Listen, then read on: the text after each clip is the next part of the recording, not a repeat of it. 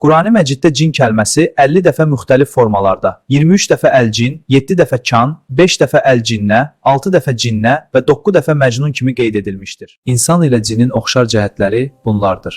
1. Cinin erkək və dişi cinsi vardır. Nəsil artırır. Cin surəsi ayə 6, Kəhf surəsi ayə 50. Onların yaradılış məqsədi də bəndəçilik ubudiyyət məqamına çatmaqdır. Zariyat surəsi ayə 56.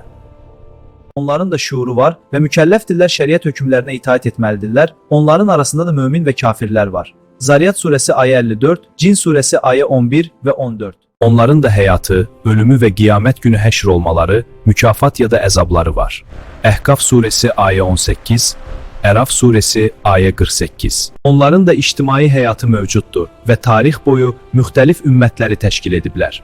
Əhqaf surəsi ayə 18. Fərqli cəhətlər isə bunlardır. Onların insandan daha əvvəl yaradılmış və onların ilkin yaradılış maddəsi oddur. Hicr surəsi ayə 28.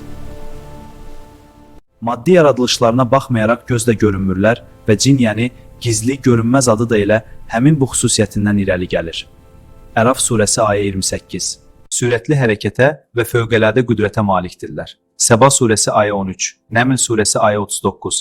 Kamillik və kəramət cəhətindən insana çata bilməzlər. Buna görə heç vaxt cinlərdən müstəqil peyğəmbər gəlməmişdir və onlar bəşərdən insan olan peyğəmbərlərə tabedirlər. Zahirən onların mükafatı da kamal səviyyələri ilə müvafiqdir.